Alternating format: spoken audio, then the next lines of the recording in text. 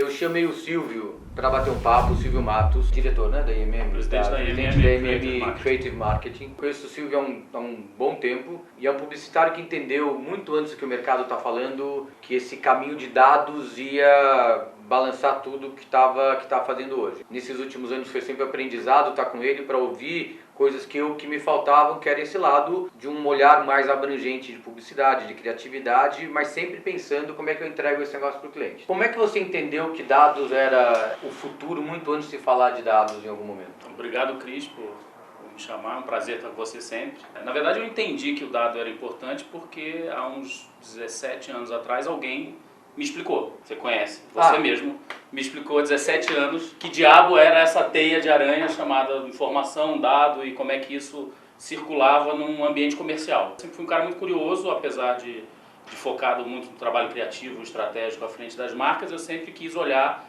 o que havia ao redor para complementar o trabalho. Desde aquela ocasião que eu venho estudando o mercado de dados, entendi, acho que você fez uma explanação na época muito contundente, o nosso projeto era para cartão de crédito, cruzar essas informações e conhecer mecanismos pelos quais uma marca, um produto ou um serviço pode melhorar sua performance no ambiente mercadológico por fatores que não são os criativos, é curioso para um criativo. Então você tem uma decisão de caminho a seguir, né? Ou você nega que um fato relevante é capaz de gerar resultado e que não passa pelo seu trabalho, ou você trabalha a sua curiosidade e fala, bom, deixa eu aprender como é que faz isso, porque eu continuo achando que a ferramenta da criatividade é uma ferramenta de transformação fundamental e talvez até mais valiosa na era dos dados do que ela foi no passado. Talvez esse seja o grande ponto de compreensão que falte à indústria, entender que o dado veio a favor da criatividade, não contra a criatividade. Porque ele se manifesta muito positivamente para gerar resultados, né? Então, se você tiver uma boa análise de dados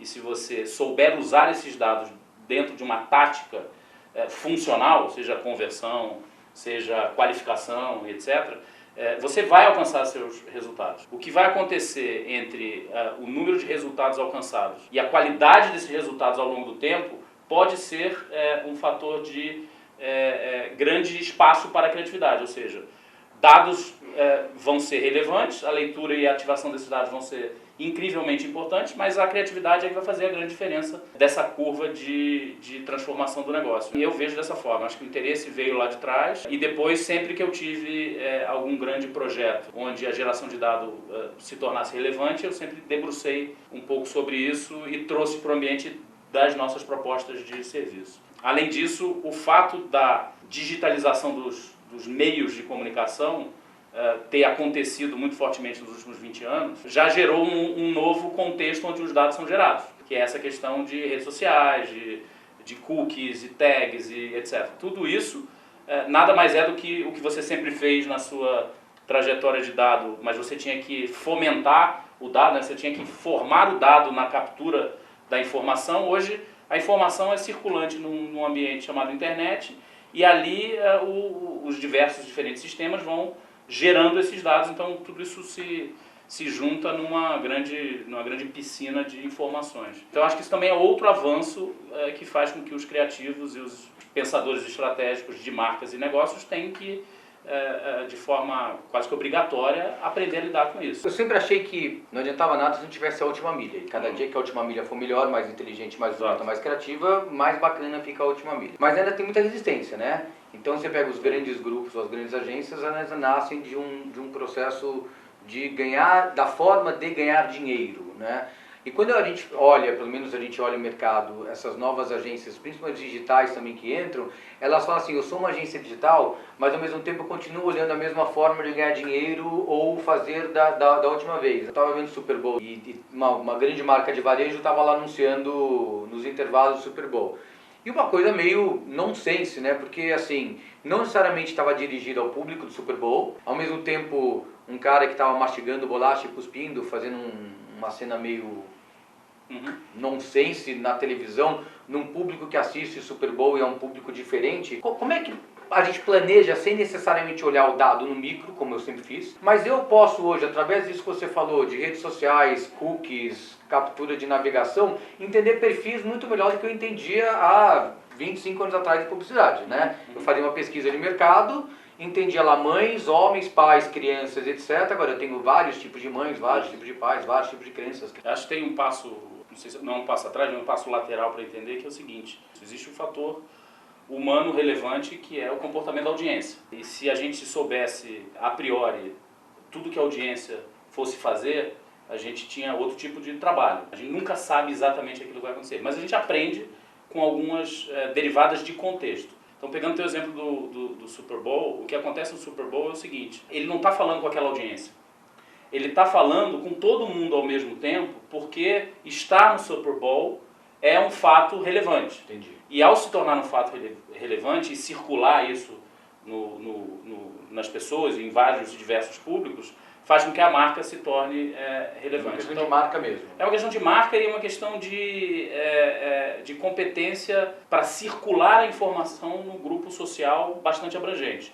E isso, para marcas de alta competitividade, vai ser sempre fundamental. Quando você vai para o micromarketing, que é o diálogo, é a discussão um a um, a customização e a personificação do projeto, produto, serviço para você naquele instante. É maravilhoso para você, mas existe um dado sociológico, antropológico, quase reptiliano do ser humano, que é o seguinte: para ser bom para mim, também tem que ser visto pelo meu grupo como bom. Então, se é bom para mim, mas ninguém olha para mim e fala que legal, talvez eu já ache que aquilo não é tão bom para mim. Então, tem uma questão de comportamento de consumo que é extremamente relevante. Que tem a ver com a criação da marca. Que tem a ver com o poder que a marca gera. Eu sempre digo o seguinte: a marca é a margem.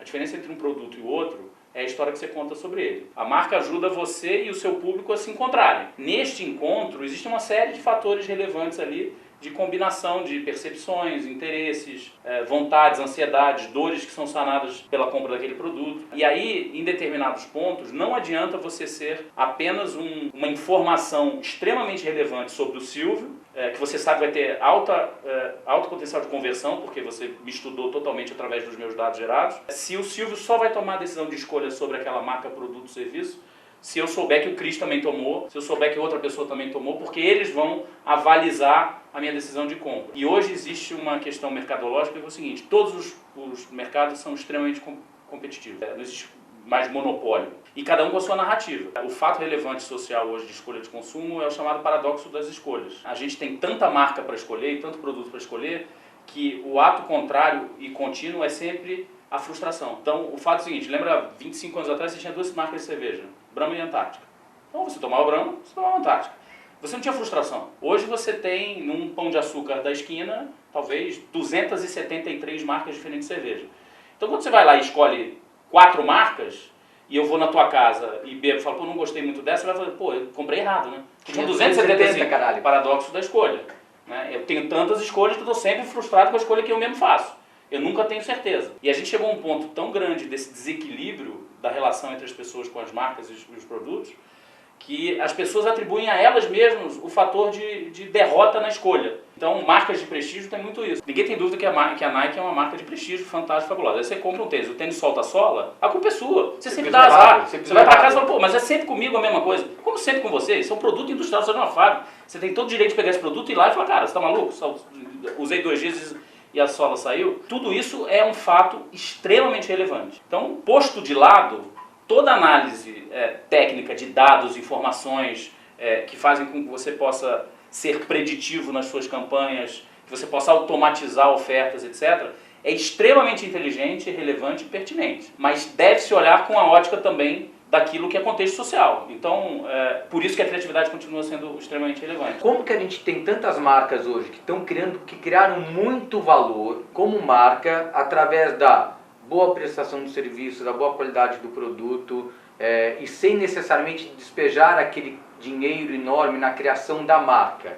Eu criei a marca indiretamente. Tá bom, eu entendi que ela deve demorar muito mais tempo, provavelmente, né? Mas por demorar muito mais tempo, ela também não é mais sustentável se eu mantiver minhas promessas? Sem dúvida mas existe uma questão também de premissa. Se a tua premissa é gastar dinheiro, você vai conseguir constituir valor, porque existe uma curva de limite.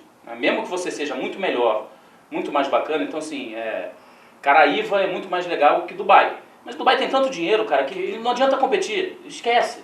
Então, assim, o dinheiro vai gerar valor para Dubai. Você gosta, não gosta, é diferente, mas as pessoas começam a ir para Dubai, de novo, aval social, então Dubai deve ser razoavelmente legal. Daqui a pouco você está dizendo que Dubai é legal, você nunca foi, e você está dizendo que Dubai é legal. Dubai é do caramba, vai. Dubai é fantástico, você não sabe, você quer construir umas ilhas que parecem uma palmeira, você fala como se você tivesse ido lá. Né? E Caraíva é muito mais legal que Dubai. Só que o poder de investimento para se criar uma narrativa de que Caraíva é um negócio legal é muito mais baixo. O que aí Caraíva vai fazer? Vai conectar com um público que é relevante e que passa a ser o distribuidor daquela mensagem. A grande diferença é o seguinte, quando eu tenho muita imposição financeira, eu compro a distribuição.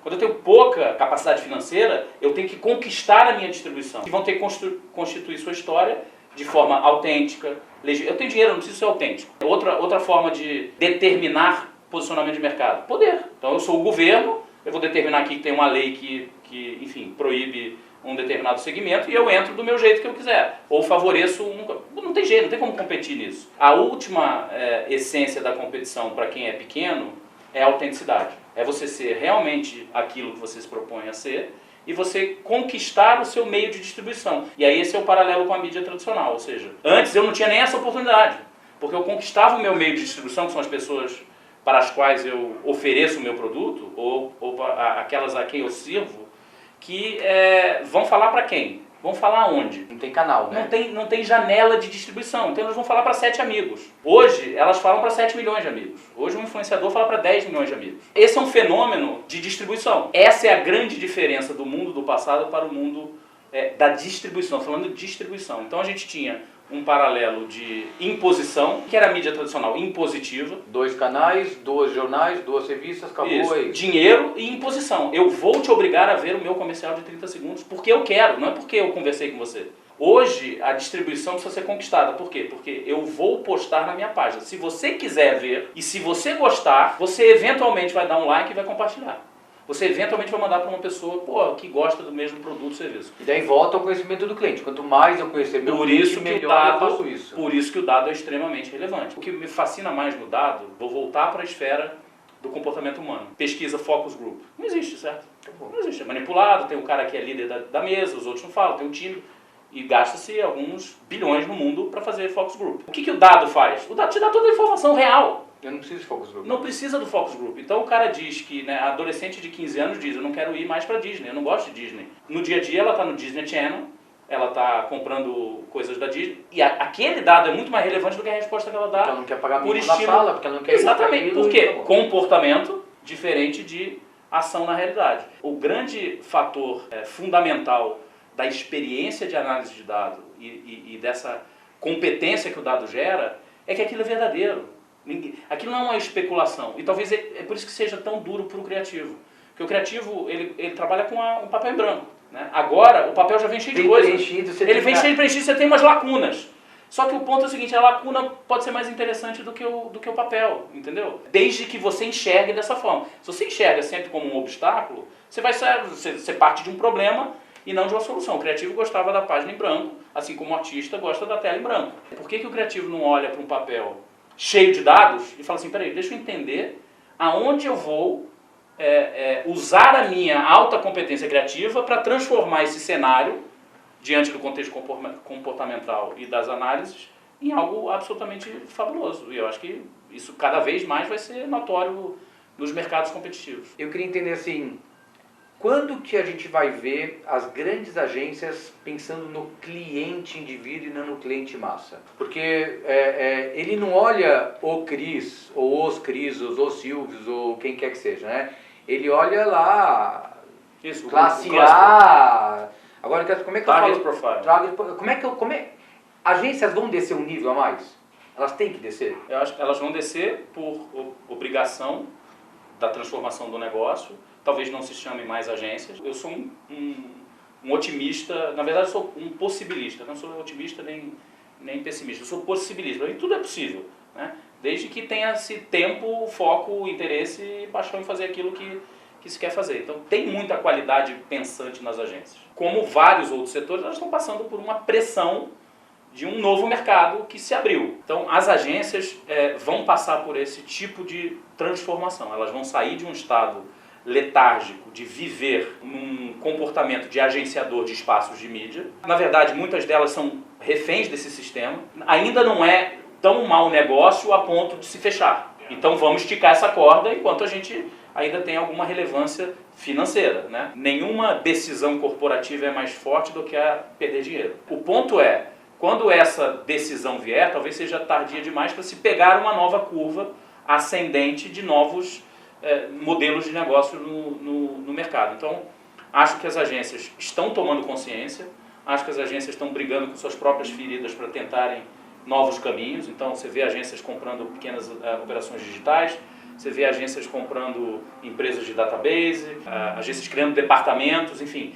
Só que existe uma diferença entre você vender tudo que você vende para sustentar um modelo. Então, no fundo, você quer vender o grande plano de mídia, mas aí você entrega o digital, você entrega o branding, você entrega o seja lá o que for, que está ao redor. Só que a grande pergunta é, você está fazendo isso para entregar, para vender o teu modelo de negócio tradicional? Não vai funcionar, né? Não vai funcionar, mas consegue segurar alguns clientes. Entendi. Por uma curva de tempo que a gente ainda não sabe qual é, certo? Quem segue sabe exatamente o que vai acontecer daqui a 3 meses está em outra posição. Não somos nós que estamos trabalhando para fazer os próximos 3 meses acontecerem. As agências têm plena competência para serem transformadas e muita gente vai ficar de fora dessa transformação. O que acontece hoje é que as agências digitais não adquiriram ainda o repertório necessário para você construir valor de marca, para você entender comportamento humano, mas eles vão chegar lá também. E os experientes não fizeram a passagem para esse mundo novo. Então a gente tem um conflito aí de portugueses chegando com as caravelas e biscoitos e os índios que estão na mata dizendo, cara, aqui não funciona assim. Pode sair uma nação e pode sair um distúrbio, a gente não sabe, né? Mas o que a gente sabe é que muita gente vai morrer, dos dois lados. O que eu acho é que é inexorável e indiscutível que os 2 grandes valores do mundo moderno de competição, aqueles que estão no mercado para adquirir fidelidade e conquistar engajamento de suas audiências, clientes e consumidores, está baseado em 2 pilares. Um é dado sendo todo o funil de entendimento do que as pessoas fazem, como elas fazem, por que elas fazem, baseado em fatos reais que são colhidos, não perguntas que são feitas. O outro metal precioso da indústria é a criatividade. É a capacidade de você contar uma história diferente, emocionar as pessoas, tocar as pessoas. E se você juntar essas 2 coisas, você vira a Amazon, você vira a Apple, você vira o Google. A gente tem exemplo todo dia aí. Isso agora vai brigar para produto de consumo, o varejo está se transformando, talvez nada se transforme tão fortemente nos próximos anos como o setor de varejo, né? Mas o novo criativo ele não vai ser só o novo criativo do conceito de criar uma marca inteligente ou criar uma propaganda para prêmio de Cannes ou criar um conceito novo. Ele é um criativo, ele tem que mudar para ser um criativo que solucione problemas do negócio. O negócio da década de 70, 80 e 90, de uma indústria grande, era a sua competência em anunciar corretamente na televisão. Isso fazia o jogo mudar. Então ele realmente... Aquilo era um problema. Cara, eu preciso acertar minha campanha. Se a minha campanha não for competente na televisão e nos meios tradicionais, eu não vou chegar ao meu resultado lá na frente. Então resolvia-se um problema.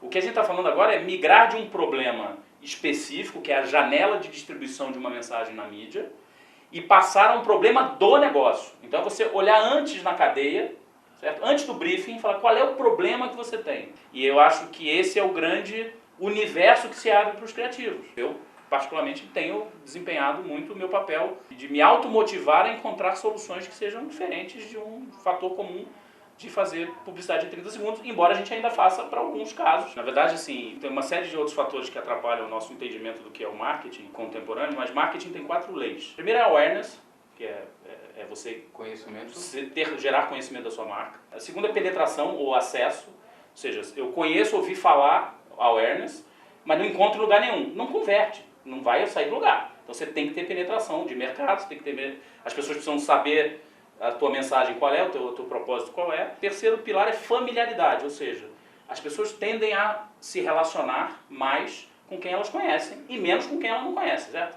Então a chance de você jantar na casa de um amigo meu que você nunca viu é pequena, a chance de você ir jantar na minha casa é maior. Familiaridade faz toda a diferença na escolha de marcas, né? Por isso que Coca-Cola é Coca-Cola, Itaú é Itaú, Bradesco é Bradesco, Santander é Santander. Você erra menos. Você está na Índia, você não tem que comer, você olha o McDonald's vai comer. Familiaridade, né? E como é que o McDonald's chegou aí? Awareness, capilaridade, penetração, acesso, está em tudo quanto é lugar. e gerando familiaridade. O tempo inteiro ele está ali. E o último é a reputação, que vem depois disso. Então você forma a sua reputação porque você fez um trabalho de awareness, você fez um trabalho de colocação no mercado, acesso, você gerou familiaridade e você, portanto, agora tem uma determinada reputação. A partir da reputação, eu posso diminuir minha carga de investimento global, manter ele linear, e aí sim mergulhar nos dados gerados a partir do momento que eu sou consumido. Então você consegue ter uma convicção de mercado muito mais competente. Eu acho que, de novo, essa é uma transformação que a análise de dados traz para o cenário criativo. Obrigado a mesmo. você. Prazerzaço. Quem sabe a gente consegue convencer ele daqui uns 2 meses de novo, né? É. Tá bom? Obrigado, gente. Obrigado. Valeu.